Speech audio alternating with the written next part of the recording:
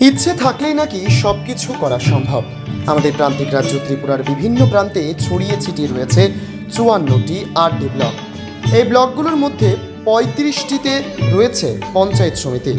এই পঞ্চায়েত সমিতিগুলোর মধ্যে খুব সম্ভবত অমরপুর ব্লক পঞ্চায়েত সমিতি রয়েছে, যারা অত্যন্ত ছোট পরিসরে বিভিন্ন পরিত্যক্ত ঘর ও সামগ্রীকে ব্যবহার করে নিজস্ব উদ্যোগে বছরের প্রায় 8 থেকে 9 লক্ষ টাকা রোজগারের ব্যবস্থা করে নিয়েছে।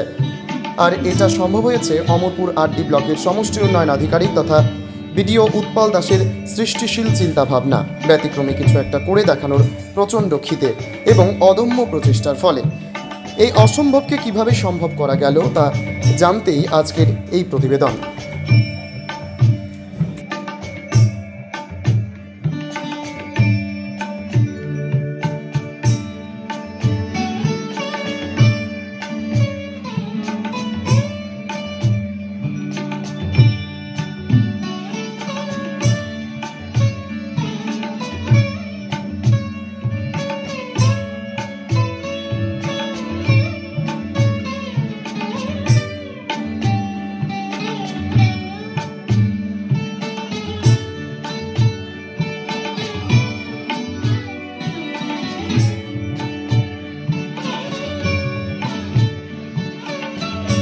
বর্তমানে আমরা রয়েছি অমরপুর আরডি ব্লকের প্রশাসনিক ভবন এ।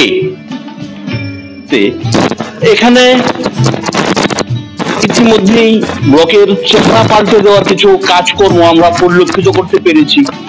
তবে এর মধ্যে সবচেয়ে যে একটা উল্লেখযোগ্য দিক হলো, যেটা উল্লেখ না করলে না হয়, সেটা হলো এই ব্লকের টয়লেট প্রাঙ্গণটা। কারণ এখানে এত অল্প টাকায় এত সুন্দর ভাবে টয়লেট নির্মাণ করা হয়েছে, যা অমরপুর তো দূরের কথা, রাজ্যের কোনো ব্লকে রয়েছে কিনা তাতে আমাদের সন্দেহ রয়েছে। কারণ মাত্র 4,63,000 টাকা খরচ করে আমরা এখন যাচ্ছি টয়লেটের ভেতরে। এখানে অনেকটা বিমানবন্দর স্টাইলের, বিমানবন্দরে যে সমস্ত সুবিধাযুক্ত পরিষেবা থাকে ঠিক সেরকম এত সুন্দর একটা টয়লেট এখানে নির্মাণ করেছে অমরপুর আরডি ব্লক কর্তৃপক্ষ। অনেকটা এয়ারপোর্টের টাইপের। পরিষ্কার পরিচ্ছন্নতার ব্যাপারেও অনেক বেশি যত্নবান হয়েছে ব্লক কর্তৃপক্ষ। কারণ এখানে যে কেয়ারটেকার আছে ওনাকে প্রতিদিন ব্লক কর্তৃপক্ষকে জানাতে হচ্ছে যে তিনি কি কাজ করছেন। টয়লেট, বাথরুম, ইউরিনাল পয়েন্ট, এটা মূলত পুরুষদের জন্য। মহিলাদের জন্য যে টয়লেটটা নির্মাণ হচ্ছে সেটা এখনো নির্মাণাধীন রয়েছে। সত্যি অমরপুরের তো থাকবার কথা, রাজ্যের অন্যান্য সরকারি অফিস বিশেষত ব্লকগুলিতে রয়েছে কিনা আমার যথেষ্ট সন্দেহ রয়েছে। আপনার কাছ থেকে জানতে চাইব, আপনি পুরনো রুমগুলিকে ঠিক করে এখানে দেখা যাচ্ছে বনলতা, রক্তকরবী, বৃক্ষছায়া অনেক নামে নামাঙ্কিত করেছেন। এই যে আইডিয়াটা, এটা কিভাবে কি করে হলো স্যার? আসলে আমি বই পড়তে পছন্দ করি, তো আমার বাংলা সেরা কয়েকজন আমি যাদের সবসময় খুবই সম্মান করি এবং ওনাদের বই পড়ি, বিভূতিভূষণ বন্দ্যোপাধ্যায় আমার খুবই কাছের মানুষ। পথের পাঁচালী আপনার আমার সবার কাছের, অনেক কাছের। তো এগুলো ওনার একটা একটা করে উপন্যাস। বিভূতিভূষণ বন্দ্যোপাধ্যায় আছেন, সত্যজিৎ রায় আছেন, বঙ্কিমচন্দ্র আছেন। তো সবগুলোতেই আপনার ওনাদের একটা আমাদের যে লোকেশনটা এটা এরকম, সবসময় আপনি দেখবেন বাতাস থাকে, কোনো এসির দরকার হয় না। তো আমার মনে হয় এই লোকেশনের জন্য এই নামের থেকে বেটার নাম আর কিছু মনে হতে পারে না, প্রত্যেকের মন ভালো করার জন্য। 18টা বিসি এবং 10টা জিপি, এই জিপি গুলির কি অবস্থা রয়েছে এবং এগুলিতে আপনার কার্যকালে কি কি উল্লেখযোগ্য কাজ করতে পেরেছেন একটু যদি আমাদের বলুন। আমাদের যে সর্বমোট 28টা পঞ্চায়েত আছে, 28টা পঞ্চায়েতেই আপনার আমরা প্রথমে যেভাবে সার্ভিস দিতাম পঞ্চায়েতটাকে, যেভাবে পাবলিকও গেলে কিন্তু পঞ্চায়েতকে কোনো সময় ঠিক আছে যাবো পঞ্চায়েতে এরকম ছিল, কিন্তু আমরা এই কনসেপ্টটা কিন্তু চেঞ্জ করেছি। আমাদের এখানে টোটাল 28টা পঞ্চায়েতের মধ্যে আমাদের 10টা থেকে 12টা পঞ্চায়েত আপনার নতুন পঞ্চায়েত ভবনের বিল্ডিং করেছি। 8টা থেকে 9টা আরো 8টা থেকে 9টা পঞ্চায়েত আপনার 2 তলার কাজ চলছে। আর আপনার বোধহয় এর মধ্যে দেখেছেন টোটালি সবগুলোর মধ্যে 28টার মধ্যে আপনার সর্বমোট 21টা পঞ্চায়েত আছে যেগুলো স্মার্ট পঞ্চায়েত হিসেবে নিজে বই প্রকাশ করছে, আর বাকি যেগুলো হচ্ছে না এগুলোতে কাজ চলছে। ধরুন নতুন বিল্ডিং কনস্ট্রাকশন হচ্ছে, এই জন্য আমি যেতে আমরা করতে পারছি না, এগুলো নিয়েও আমরা কাজ শুরু করছি।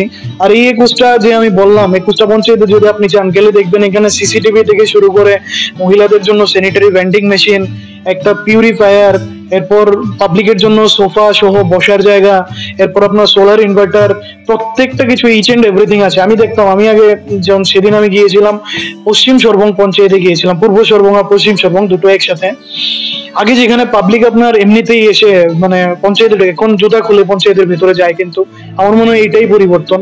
আর এইটা আপনার সম্ভব হয়েছে শুধুমাত্র পঞ্চায়েত দপ্তরের মানে নিরলস আমাদেরকে সবসময় যে গাইডেন্স দিচ্ছে যে পঞ্চায়েত মানে গ্রামীণ অর্থনীতির সব থেকে গুরুত্বপূর্ণ হচ্ছে পঞ্চায়েত। যদি একটা পঞ্চায়েত সুন্দর না হয়, মানুষকে পরিষেবা দেওয়ার জন্য যদি উদ্যমী না হয়, তাহলে কিন্তু মানুষেরও সরকারের তরফ থেকে আস্থা অনেকটা উঠে যাবে। তো আমরা চেষ্টা করছি এই আস্থাটা যেন মানুষের অনেকটা মানে সঞ্চয় করতে পারি। ব্লকের মধ্যে এখন আমরা একটা কমিউনিটি ওয়াটার পিউরিফিকেশন প্রজেক্ট করছি, যেটা সোলারের মাধ্যমে আপনার স্মল বোর দিয়ে জল উপরে উঠবে, তারপর এখান থেকে আবার আলাদা পিউরিফিকেশন সিস্টেম থাকবে। তো পিউরিফাই হয়ে আপনারা দেখেন এখানেই আছে, দেখতে পারবেন। তো জলটা দিয়ে আসবে, এই জলটা দিয়ে এখন আমাদের প্ল্যান হচ্ছে, আমাদের অমরপুরে কি ওয়াটার বোতল প্যাকেজিং ইউনিট আছে দেখেছেন আপনারা? যদি কোনো সরকারি প্রোগ্রাম হয় তাহলে ওয়াটার বোতল কোথা থেকে আসে? অন্য জায়গা থেকে আসে। তো আমরা কেন অন্যখান থেকে জলের বোতল আনবো? অমরপুর কেন নিজেরা ওয়াটার বোতল প্রডিউস করবে না? এখন আমরা ভাবছি ওয়াটার বোটলিং আমরা স্টার্ট করব, যেটা অমরপুর ব্লকেরই কিছু একটা ব্যানারের আন্ডারে শুরু হবে। এই ওয়াটার পিউরিফিকেশন প্রজেক্টের যে জলটা, এটা দিয়ে আপনার মানে বটলিং হবে, বটলিং মেশিন আলাদা আনা হবে।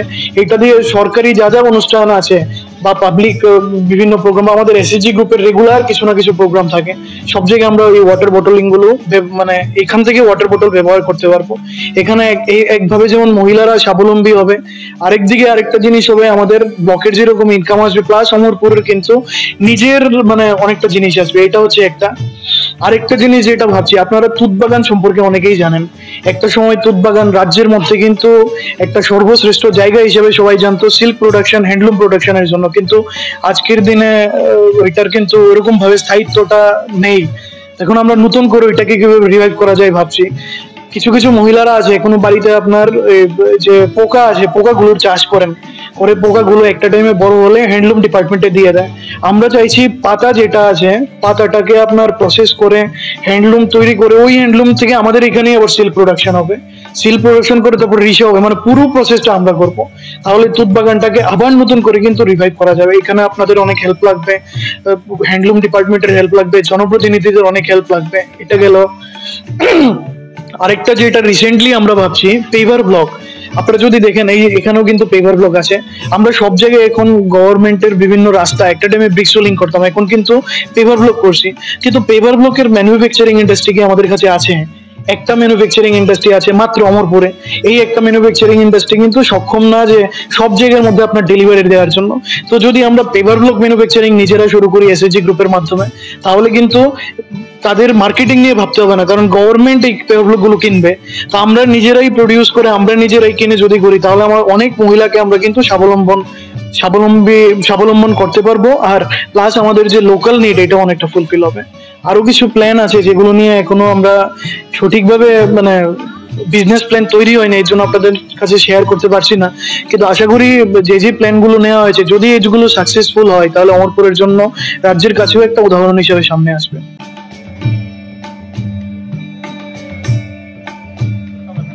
নিজস্ব প্রতিনিধি রিপোর্ট, অমর বার্তা।